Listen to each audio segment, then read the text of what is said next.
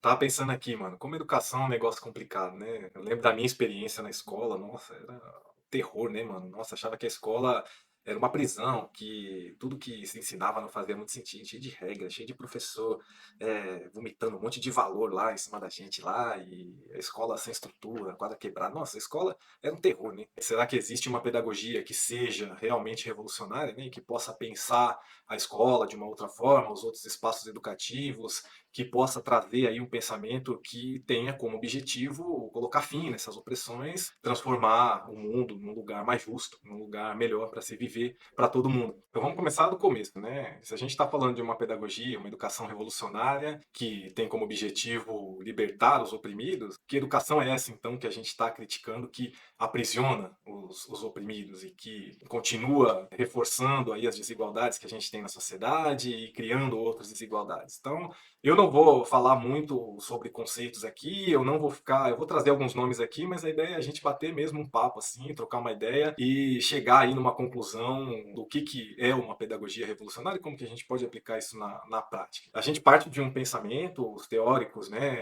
as pessoas que praticam a pedagogia crítica, a pedagogia revolucionária, a gente parte de um princípio de que a sociedade ela é dividida em duas classes. Então você tem uma classe que domina todos os recursos, entenda todas as formas de produção, então são as grandes empresas, as grandes fazendas do agronegócio, as grandes empresas de tecnologia, então, bom, os bilionários aí do mundo, então existe uma classe específica dos bilionários, e existe o resto da população, né, mano, que é a classe trabalhadora, que depende do seu trabalho e que trabalha para sobreviver e que mal consegue pagar as contas, e a maior parte dessas pessoas, algumas nem conseguem está inserida dentro de um emprego, enfim, a gente parte desse ponto de vista de que a sociedade ela é dividida dessa forma. Isso é importante, né? Porque a gente tem que formar bem aí as ideias da onde a gente está partindo, porque senão a gente se confunde lá na frente. Então, é claro que a gente está trocando uma ideia, mas a gente tem uma linha de pensamento lógica aqui que a gente está seguindo. Então, a gente parte desse princípio, certo? Que existe uma classe que tem um poder em cima de outra classe. Então, essa classe tem bastante dinheiro, essa classe tem todos os recursos, os meios de produção, que o que seriam os meios de produção seria justamente isso, né? Essas grandes empresas que fazem com que essas pessoas multipliquem o seu dinheiro. Então, são grandes empresas, como por exemplo a Amazon, como por exemplo a Microsoft, como por exemplo as grandes redes de supermercado. Se você pegar a lista lá, né, das pessoas mais bilionárias, são essas pessoas. E tem muita gente assim, né? Porque a gente está falando aí de um planeta com mais de 8 bilhões de pessoas, então, claro que tem muita gente assim, mas é uma parcela muito pequena da população que detém a maior parte dos recursos. Então, isso é importante, porque quando a gente vai falando um pouco mais assim do que é o pensamento do Paulo Freire, a gente precisa entender que ele também parte desse princípio, né? Pedagogia crítica, ela parte desse princípio, porque Paulo Freire se baseia nas ideias de Karl Marx, que começa a fazer essa crítica em cima do capitalismo e que vai influenciando várias outras pessoas aí ao longo da história, vários outros autores que vão construindo uma base em cima das suas linhas de pensamento. Então, Paulo Freire se baseia um pouco nessa ideia e Paulo Freire vai construindo seu pensamento aí, né? Ele também se baseia na escola de Frankfurt. Então, você tem a perspectiva de Adorno e Horkheimer, por exemplo, que são dois filósofos que começam a partir dessa perspectiva crítica, mostrando, por exemplo, como que a indústria cultural, né, a mídia, a grande mídia, sobretudo Hollywood, que começa a produzir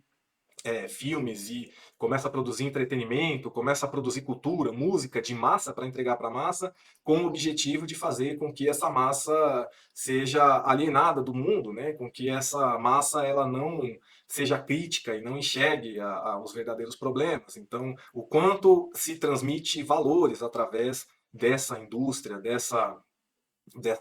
de entretenimento. Então, cinema, por exemplo, a gente vê tudo que é produzido em Hollywood, até mesmo em outros cenários, né, dentro da sociedade capitalista, ela tem como objetivo transmitir e reforçar determinados valores. E quais valores são esses? São valores norte-americanos, são valores estadunidenses, são valores europeus, são valores de países que tiveram à frente da colonização, no caso da Europa, né, durante séculos. Então acho que eu não preciso ficar falando muito sobre isso, porque isso aí já é bem evidente, né? Todo mundo já conhece um pouco de história, mas também dos países imperialistas, como os países norte-americanos, os Estados Unidos, Canadá, a própria Europa, que continuou esse processo de colonização no continente africano, os Estados Unidos, que promoveu ditaduras e promoveu guerras dentro de países do Oriente Médio, da América Latina.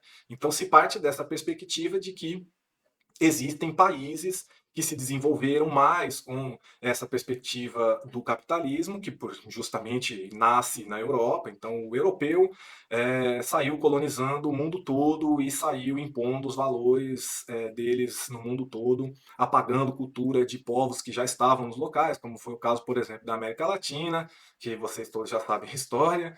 Então, a gente parte dessa perspectiva de que existe uma relação de poder onde você tem de um lado as pessoas que oprimem e do outro lado as pessoas que são oprimidas. Então, as pessoas que são oprimidas, elas passam por situações históricas que dificilmente permitem que elas se libertem dessa opressão. E essa pedagogia revolucionária tem como objetivo justamente essa libertação. E aí uma outra coisa importante, que é o que Paulo Freire adota para a construção da sua pedagogia, é a ideia de que a escola ela serve a essa classe dominante. Então a escola tem a função de formar as pessoas para o mercado de trabalho, desenvolver as competências para o mercado de trabalho. A escola tem a função de socializar as crianças e os alunos ali para que eles aprendam a se comportar na sociedade, né? Então a escola ela age como uma forma de esteira, onde você entra lá no prezinho e aí você vai aprendendo a desenvolver essas competências pouco a pouco. Você aprende a ler, aprende a fazer os cálculos, vai aprendendo um pouco a noção do mundo a partir dessa perspectiva eurocêntrica. Você começa a entender o mundo a partir de uma perspectiva norte-americana. Então você tem a escola sendo como um instrumento onde essa burguesia, essa classe dominante, pode transmitir os valores que ela quer. Então Paulo Freire ele parte dessa ideia de que essa educação, que é o que ele chama de educação bancária, não é só porque tem a ver com banco e dinheiro, gente rica, não é. Na verdade é porque é uma educação que só deposita conhecimento, né, como se fosse uma poupança lá, deposita conhecimento na cabeça das crianças lá e dos adolescentes,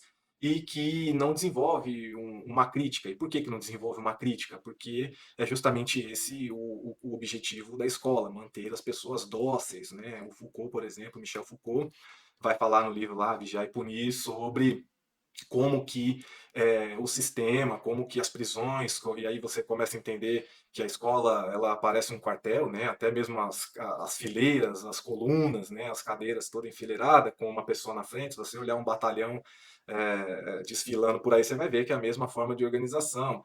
Então, essas instituições elas servem na verdade só para reforçar o poder dessa classe dominante em cima da classe trabalhadora. Então, o Paulo Freire adota isso para a sua pedagogia e vai começar a pensar a partir desse modelo. Então, ele entende que a escola ela só está lá para depositar conhecimento na cabeça dos alunos e não promove essa reflexão justamente porque essa reflexão é perigosa e coloca em xeque esse sistema, né? Porque imagina na escola você começar a refletir sobre o que é o capitalismo dentro de uma perspectiva revolucionária.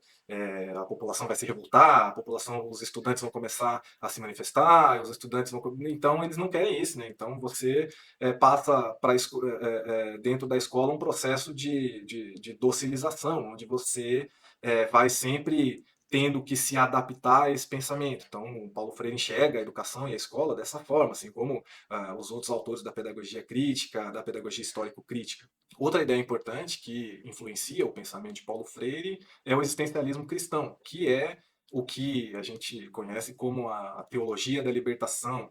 Basicamente, se a gente olhar o padre Júlio Lancelotti, é o que ele faz. Ele usa a religião, a palavra na qual ele acredita e que outras pessoas acreditam também, para libertar o oprimido, mas não para libertar o oprimido individualmente, mas para que a gente se liberte coletivamente. Então, Paulo Freire também tem essa influência a partir dessa perspectiva de que a religião, como qualquer outra manifestação cultural e popular, pode servir para que a gente possa se libertar dessa opressão e não importa a sua fé, não importa a sua crença, a gente pode se libertar. Você pode ser marxista, anarquista, você não pode ser fascista, né? Porque aí vai ficar difícil, aí fica complicado. Mas a ideia é que justamente a gente pode, né, somar para que a gente possa dentro de cada perspectiva, e aí talvez é uma coisa interessante para a nossa esquerda, né? A gente pode sim se unir dentro de várias perspectivas para atingir os nossos objetivos e conquistar uma revolução, revolução e colocar fim às opressões e não só ficar brigando, não ficar tretando entre nós, né? A gente tem que escolher bem quem é o nosso inimigo, né? E o nosso inimigo não é o outro camarada ali que tem um pensamento diferente do meu sobre o que é o comunismo, entendeu? A gente tem muita treta, mas é importante que essas tretas sejam apenas treta de ideia, né? Para que a gente possa junto construir esse caminho que vai atingir a revolução. A gente precisa acreditar que é possível fazer e não só ficar tretando sobre uma teoria se está correta ou incorreta, qual que se aplica melhor, entendeu? E aí o Paulo Freire entendendo que essa escola como espaço de disputa de poderes, de narrativas, de ideologias, assim como é a sociedade, né? Você lembra da sala dos professores, para quem é professor e vive isso até hoje, né? Mas você é louco, é treta o tempo inteiro. Então, é difícil a gente, por mais que seja contraditório, uma pessoa de direita ter se tornado professor ou professora, existe, né? Essas pessoas que, sei lá, nem não sabem o que estão fazendo e estão lá dando aula. Você tem essa galera aí maluca que quer enfiar a escola sem partido em toda escola. Você tem a religião pentecostal, as religiões evangélicas aí, velho, invadindo as escolas, os espaços públicos também. Então a escola é um lugar de disputa. Então aí é onde a gente entra como educador numa perspectiva revolucionária. E Paulo Freire, partindo dessas bases, não só teóricas, mas também de outras práticas, como práticas de educação popular em sindicatos, a classe trabalhadora sempre se organizou de uma forma ou de outra, então você tem pessoas discutindo sobre a própria realidade a partir do próprio ponto de vista daquelas pessoas, buscando uma melhora para o coletivo, então já existiam várias práticas que também seguiam esse mesmo objetivo. Então, Paulo Freire não inventou nada, né? Paulo Freire ele foi desenvolvendo um método que tivesse mais ligação com a realidade brasileira, mas que também se encaixava em várias outras realidades do mundo todo. Então, Paulo Freire viajou e ele teve várias outras experiências em praticamente todos os continentes. Paulo Freire conheceu outros teóricos, Paulo Freire conheceu outras pessoas que praticavam, educadores, professores. Então, Paulo Freire visitou espaços de educação popular, ONG. Então, essa pedagogia crítica que eu estou partindo do Paulo Freire, ela foi tomando novos rumos. Então, a gente poderia dizer que existem várias pedagogias revolucionárias, várias pedagogias críticas, várias formas de se pensar uma educação revolucionária. E aí existe um debate sobre o real tamanho da influência de Paulo Freire, porque será que Paulo Freire é estudado dentro dos cursos de licenciatura? Será que é possível aplicar o método do Paulo Freire nas escolas? Ou será que Paulo Freire só serve para trabalhar na perspectiva da educação popular, de movimentos sociais? Então, é muito difícil mensurar o tamanho da influência de Paulo Freire. Eu mesmo, durante toda a minha formação, por exemplo, sou formado em filosofia, eu tenho licenciatura em filosofia, e eu não tive uma aula que falasse sobre Paulo Freire, numa universidade grande. E eu que trouxe Paulo Freire para minha pesquisa. Depois, no mestrado, tudo bem que era aqui no Canadá já o mestrado, mas aqui também, assim, eu tive ainda no mestrado aqui, eu ouvi falar mais de Paulo Freire aqui do que na minha formação no Brasil. Ainda tinha uma professora que pesquisava sobre a área de desigualdades e a gente, no mestrado de educação aqui, um dos eixos é a questão da desigualdade, e a gente ouviu falar de Paulo Freire, mas foi uma breve passagem, mas pelo menos eles conheciam o que era pedagogia crítica, então eu particularmente senti falta na minha formação no Brasil. Então, não sei o quanto os outros professores, se você é professor, professora e fez licenciatura, fez pedagogia, né, o quanto você, coloca aí, comenta aí, engaja aí o vídeo e responde o quanto Paulo Freire influenciou na tua formação ou influencia na tua prática. Conta aí. No entanto, mesmo que a gente não tenha tido tanto Paulo Freire na formação básica de professores, obviamente a gente teve contato com outros pensadores que também foram influenciados pelas ideias críticas de Freire, como, por exemplo, Demerval Saviani, que propõe uma leitura crítica do currículo, uma apropriação desse conteúdo por parte dos alunos, para que a gente possa questioná-lo e para que a gente possa transformar a sociedade a partir dessa apropriação que a gente faz da escola. Então a escola está lá, a gente vai deixar o quê? Só os boys aprender e a gente vai deixar quieto, mesmo que, pô, a escola é difícil, mas a gente tem que se apropriar desse conteúdo, porque senão vai ficar mais difícil para a gente. Com o surgimento da sociedade capitalista, da burguesia e tal, a escola tradicional, né, foi construída como instrumento de redimir a humanidade, né, da opressão e permitir que que os súditos se convertessem em cidadãos. Quer dizer, esse é o grande projeto da educação burguesa quando ela era revolucionária. Quando ela se tornou conservadora, aí ela abandonou essa busca da igualdade essencial entre os homens, né, e começou a admitir as diferenças, né, e vem a escola nova. Não, os interesses das crianças, as crianças são diferentes entre si, tem que ser respeitadas as diferenças, né. Quer dizer, na verdade, ela está justificando a desigualdade. Você tem, por exemplo, o professor Carlos Brandão, que trabalha essa ideia dos cursinhos populares. Eu fui professor de filosofia em cursinho popular, e o que a gente faz lá é pegar esses conteúdos que caem no Enem e discutir. Por exemplo, um professor de física que vai discutir sobre eletricidade, e ele pega o exemplo da quebrada que tem uma pá de gato lá no poste lá, correndo risco de pegar fogo, e a partir daí você discute sobre outras questões, sobre a questão da moradia precária, sobre a vulnerabilidade das pessoas que estão nessa condição. Então, você traz uma perspectiva que você vai ler esse conteúdo, se apropriar esse conteúdo, mas você vai partir de uma outra realidade, entendeu? Você vai fazer uma leitura crítica. Paulo é, de fato, alguém que divide tempos, porque a ideia de ser humano, de educação, de cultura que ele traz, sobretudo desde a pedagogia do oprimido, né, ela é mais do que apenas inovadora. Há muitas pedagogias inovadoras por aí afora. Ela é transformadora, ela é um apelo a pessoas que se transformem a partir do que ele chamaria um processo de conscientização, mas que não apenas se transformem para serem melhores para si. Isso está inscrito em velhas pedagogias, mas ele quer educar pessoas que, ao se transformarem, se voltam para os seus outros. E aí você tem também o professor Moacir Gadotti, que vai trabalhar dentro dessa perspectiva de Freire. Paulo continua sendo uma grande referência e precisa ser uma referência hoje. A sua pedagogia reflexiva, crítica, cidadã, plural, democrática, é um referencial muito importante neste momento, sobretudo porque estamos vivendo essa travessia, um momento, inclusive, de muito ódio, muita intolerância.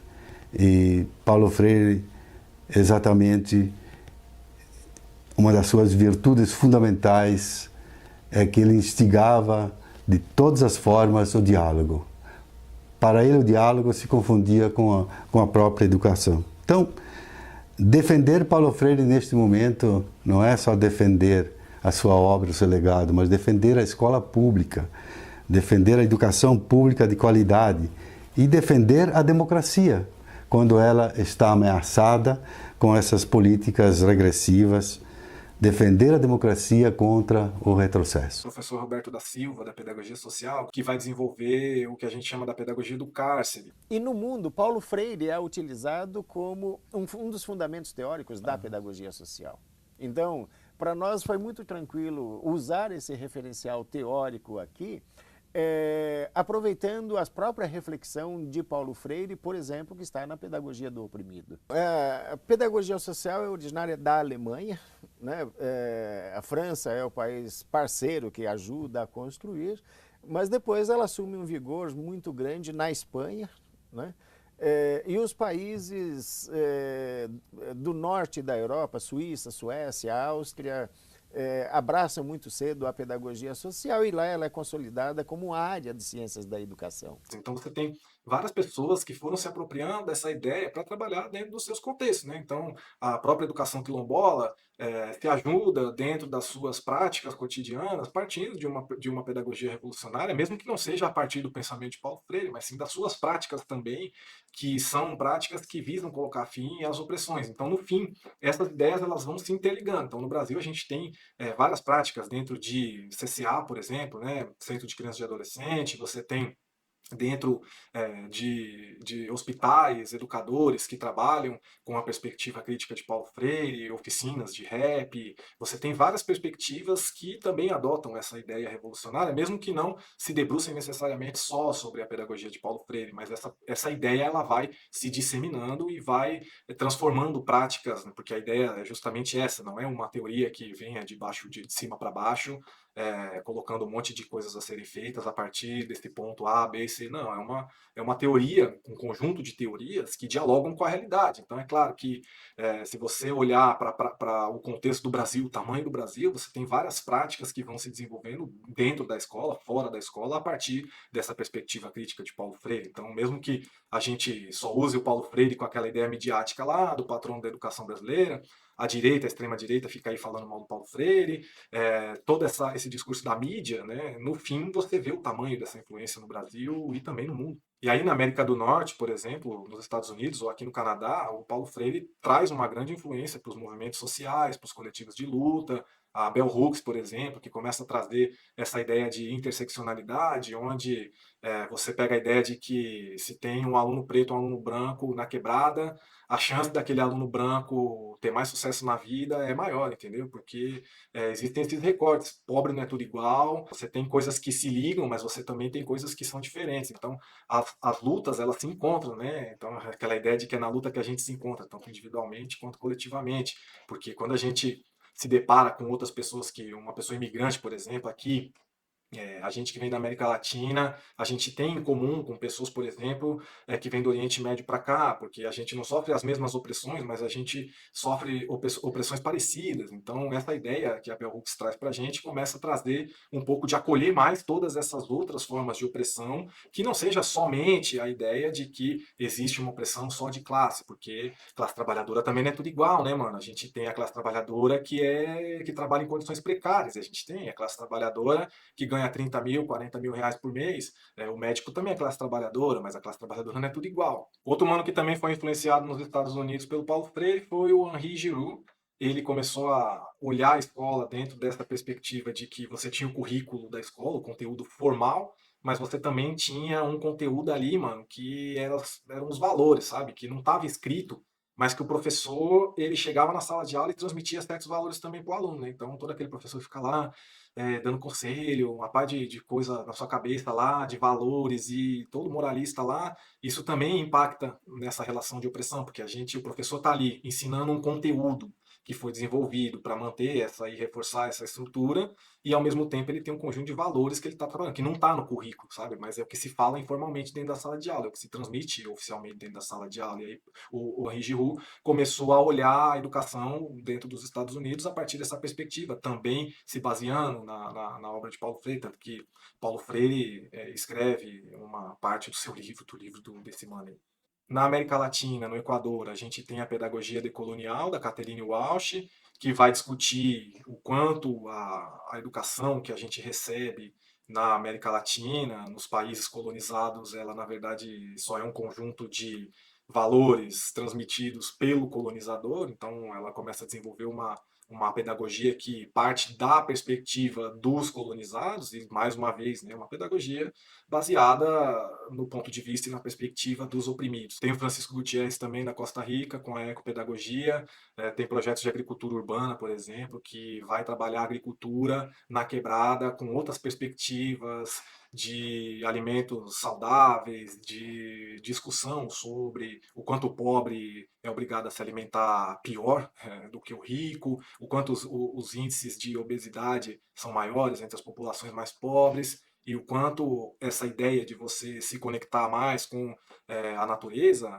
como por exemplo as cooperativas do MST, por exemplo, que produzem alimentos orgânicos e que produzem alimentos através de cooperativas, que são as famílias que estão produzindo, e não só o alimento como mercadoria, né, mano, que é o que o agro faz. Então, o alimento para os grandes empresários do agronegócio, ele não é alimento, ele é apenas um produto que vai virar dinheiro, entendeu?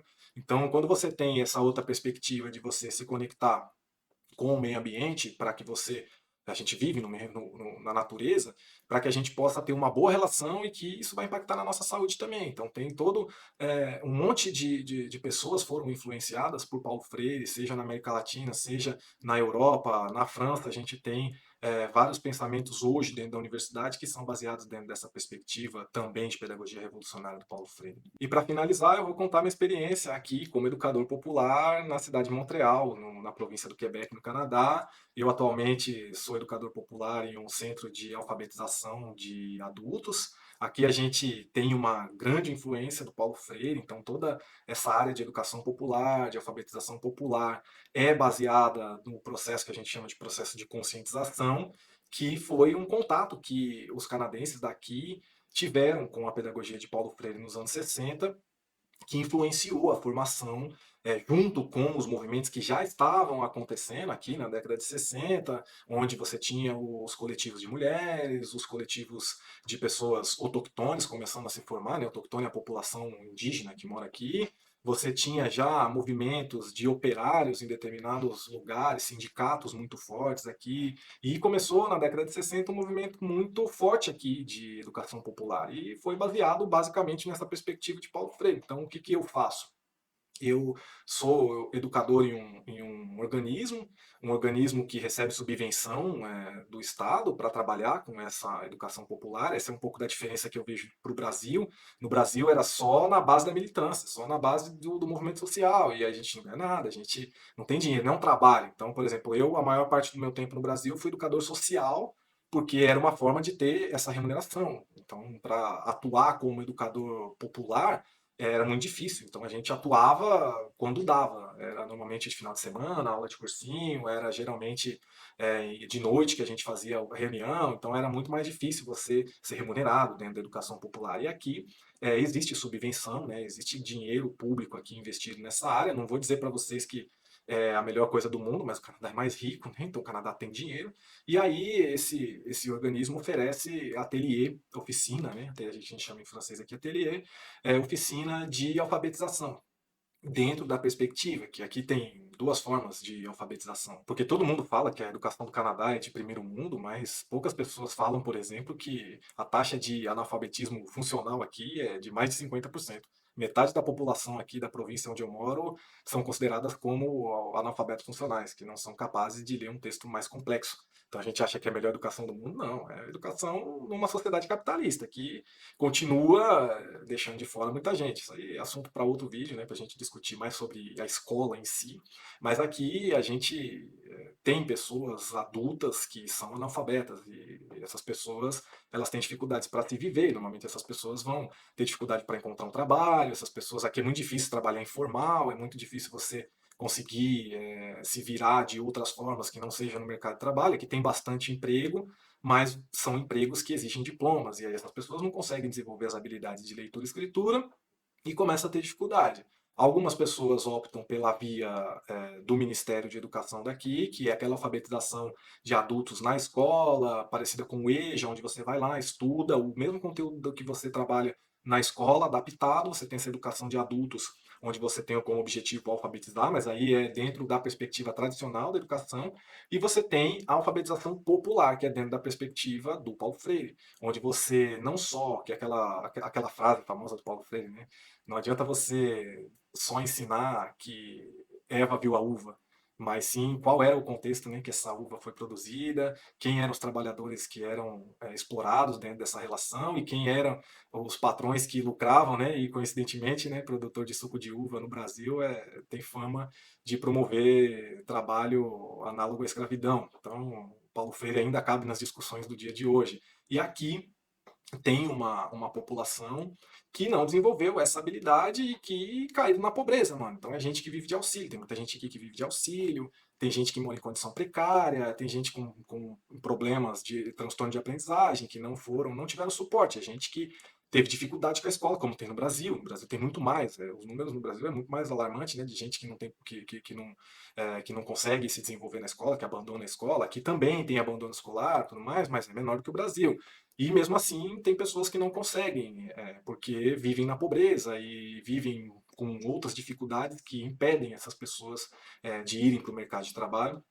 E aí a gente faz um trabalho de alfabetização popular, onde a gente aprende a ler, aprende a escrever. Eu, para mim, é bom, porque é em francês, então eu também me desenvolvo melhor na língua. Eu, por exemplo, dou um ateliê de leitura e discussão, então a gente, às vezes, constrói alguns textos juntos, ou então eu pego alguns textos para discutir sobre o cotidiano das pessoas que estão ali. O último tema que a gente discutiu, por exemplo, era se a culpa da crise de habitação era dos imigrantes, como a mídia fala aqui, tem todo esse discurso, né, que não é só do Trump, já tem bastante tempo que tudo se joga nas costas dos imigrantes, né, e as pessoas reproduzem, tal, sobre, o imigrante vem para cá para roubar nosso emprego, o imigrante vem para cá e vive de auxílio, não sei o quê, então a grande mídia, ela propaga esse tipo de informação, os políticos falam isso o tempo inteiro, mas claro que também isso é assunto para outro vídeo, né, porque tem bastante coisa aqui que a galera fala aqui, que olha só, hein, isso é porque tem gente que fala que Cuba, que a União Soviética era ditadura, isso e aquilo,